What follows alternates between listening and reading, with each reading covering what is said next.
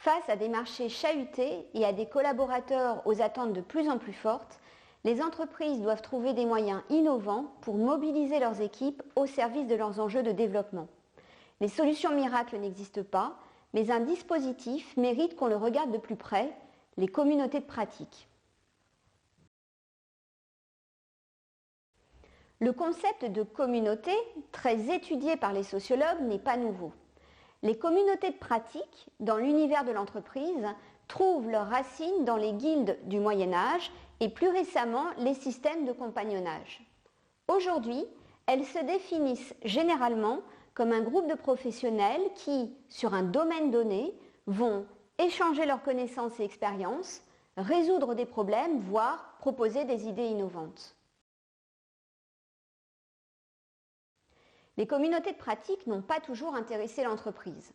Durant une bonne partie du XXe siècle, elles lui sont restées périphériques, limitées à certains secteurs comme le médico-social et présentes dans les autres secteurs par porosité via les associations professionnelles. Dans les années 2000, avec le boom d'Internet et de l'économie de la connaissance, elles ont commencé à susciter l'intérêt des dirigeants qui y ont vu d'abord une solution de knowledge management, puis de plus en plus un levier de mobilisation des équipes. Aujourd'hui, elles se diffusent et prennent des formes variées. Elles peuvent par exemple réunir des managers pour partager les orientations de l'entreprise et travailler leur leadership.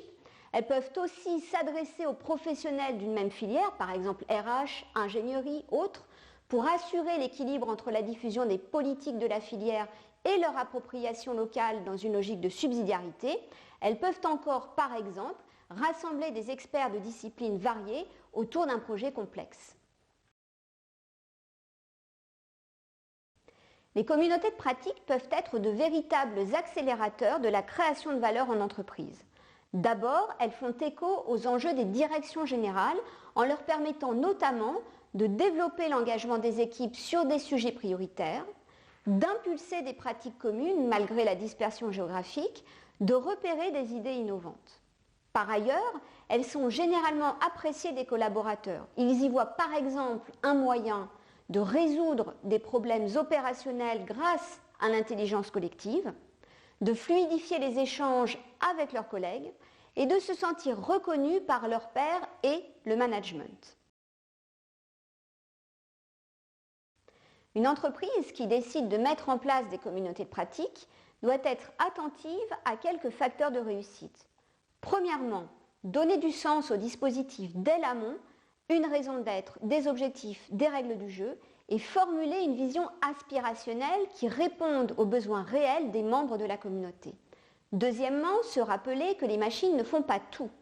Les communautés qui marchent s'appuient sur un mix entre échanges en ligne et rencontres physiques. Et si les gens ne peuvent pas se déplacer, il faut veiller à la complémentarité entre communication synchronisée, c'est-à-dire que les membres échangent en même temps, et communication différée, chacun intervient à son heure.